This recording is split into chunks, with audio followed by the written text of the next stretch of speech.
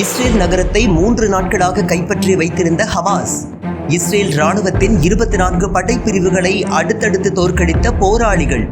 Israel ராணுவ விசாரணையில் வெளியாகும் ஆச்சரிய தகவல்கள். அக்டோபர் 7 ஹமாஸ் படையெடுப்பு குறித்து இஸ்ரேல் ராணுவம் விசாரணை நடத்தி பரபரப்பு தகவல்களை வெளியிட்டு வருகின்றது.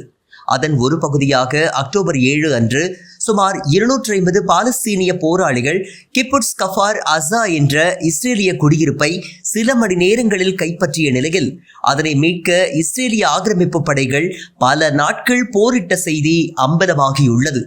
அந்த பகுதிக்கு இஸ்ரேலின் காசா படைப்பிரிவு 1 மணி நேரத்திற்கு பிறகே வந்துள்ளது. அந்த படையை பாலஸ்தீன போராளிகள் சில மணி நேரங்களில் தோற்கடித்துள்ளனர்.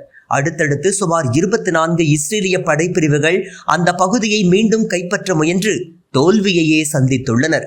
பல நாட்கள் இந்த போர் நீடித்தாலும் வெளி உலகத்திற்கு எந்த செய்தியும் வரவில்லை. சுமார் 3 நாட்கள் அந்த பகுதிகளை பாலஸ்தீனிய போராளிகள் தங்களது கட்டுப்பாட்டிற்குள் வைத்திருந்தனர். அங்கிருந்து வெளியேறிய இஸ்ரேலியர்களை ஆக்கிரமிப்பு படைகளே சுட்டுக் கொன்ற சம்பவமும் அரங்கேறியுள்ளது. திடீர் போரை எதிர்கொள்ளும் அளவிற்கு இஸ்ரேலிய படைகளிடம் திட்டமிடுதல், பாதுகாப்பு, ஒருங்கிணைப்பு, உளவு கட்டமைப்பு என எதுவும் இல்லை என அந்த இராணுவ அறிக்கை தெரிவிக்கின்றது. இஸ்ரேலுக்குள் புகுந்த பாலஸ்தீனிய போராளிகள் மீண்டும் காசாவிற்கு திரும்ப முடியாத சூழலில் சரணடையாமல் தொடர்ந்து சண்டையிட்டு வீர மரணம் அடைந்த செய்தியும் இதன் மூலம் தெரிய வந்துள்ளது.